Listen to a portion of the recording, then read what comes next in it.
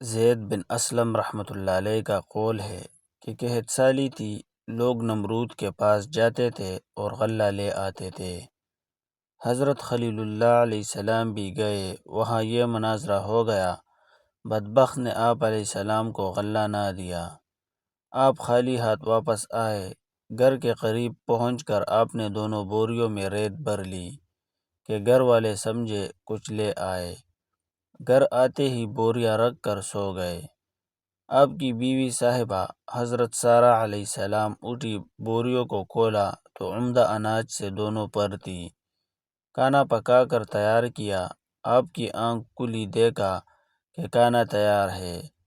پوچھا اناج کہاں سے آیا؟ کہا 2 بوریاں جو آپ بھر کر لائے، انہی میں سے یہ اناج نکلا تھا۔ آپ سمجھ گئے کہ یہ خدا تعالیٰ کی طرف سے برکت اور اس کی رحمت ہے۔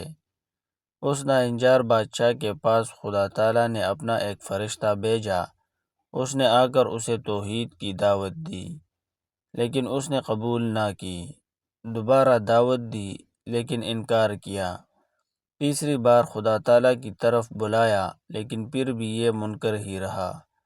اس بار بار کے انکار کے بعد فرشتے نے اس سے کہا، اچھا تو اپنا لشکر تیار کر، میں بھی اپنا لشکر لے کر آتا ہوں۔ نمرود نے بڑا بھاری لشکر تیار کیا اور زبردست فوج کو لے کر سورج نکلنے کے وقت میدان میں آ ڈٹا۔ ادھر اللہ تعالیٰ نے مچھروں کا دروازہ کھول دیا۔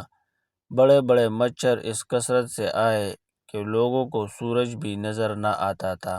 یہ خدائی فوج نمرودیوں پر گری اور تھوڑی دیر میں ان کا خون تو کیا، ان کا گوشت پوست سب کھا پی گئی، اور سارے کے سارے وہی ہلاک ہو گئے۔ ہڈیوں کا ڈھانچہ باقی رہ گیا۔ انہی مچھروں میں سے ایک نمرود کے نتنے میں گھس گیا اور 400 سال تک اس کا دماغ چاٹتا رہا۔ ایسے سخت عذاب میں وہ رہا کہ اس سے موت ہزاروں درجہ بہتر تھی۔ اپنا سر دیواروں اور پتھروں پر مارتا تھا، ہتھوڑوں سے کچلواتا تھا۔ یوں ہی رینگ رینگ کر بدنصیب نے ہلاکت پائی۔